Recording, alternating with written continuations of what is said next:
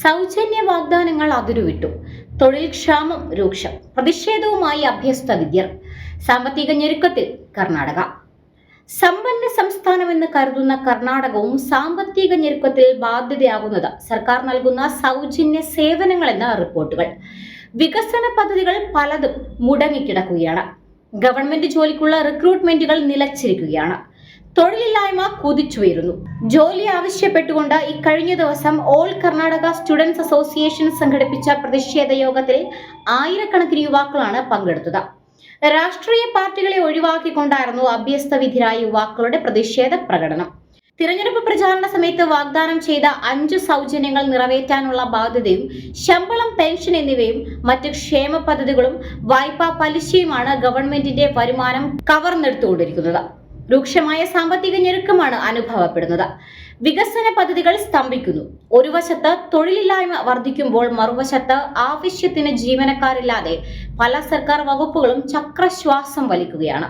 ഒഴിവുകൾ ഉടൻ നികത്തുമെന്ന് മുഖ്യമന്ത്രി സിദ്ധരാമയ്യ അവകാശപ്പെടുമ്പോൾ ബുദ്ധിമുട്ടുണ്ടെങ്കിലും സൗജന്യങ്ങൾ തുടരുമെന്നാണ് ഉപമുഖ്യമന്ത്രി DK ശിവകുമാറിന്റെ പ്രഖ്യാപനം.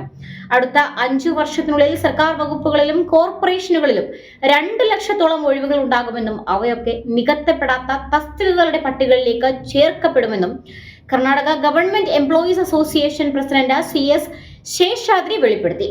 4.09 ലക്ഷം കോടിയുടെ ബജറ്റാണ് കഴിഞ്ഞ വർഷം ധനവകുപ്പ് കൈകാര്യം ചെയ്യുന്ന മുഖ്യമന്ത്രി അവതരിപ്പിച്ചത്. ശമ്പളവും പെൻഷനും നൽകാൻ വേണ്ടി വന്നത് 1.2351 ലക്ഷം കോടിയാണ്. മൊത്ത വരുമാനത്തിന്റെ ഏതാണ്ട് 30%. വായ്പകളുടെ തിരിച്ചടവ്, പലിശ എന്നിവയ്ക്ക് 45,600 കോടി. 5 സൗജന്യ വാഗ്ദാനങ്ങൾ നിറവേറ്റാൻ 51,034 കോടി. മറ്റ് ക്ഷേമ പദ്ധതികൾക്ക് 42,018 കോടി എന്നിങ്ങനെ പണം മാറ്റിവെക്കേണ്ടി വന്നതിനാലാണ് നിലവിലുള്ള വികസന പദ്ധതികൾ തുടരാൻ കഴിയാതെയും പുതിയ പദ്ധതികൾ ഏറ്റെടുക്കാനാവാതെയും വന്നത്. അർഹതപ്പെട്ട വിഹിതം കേന്ദ്രത്തിൽ നിന്ന് ലഭിക്കുന്നില്ലെന്ന ആരോപണം മുഖ്യമന്ത്രി ഇടയ്ക്കിടെ ഉന്നയിക്കുന്നുണ്ട്.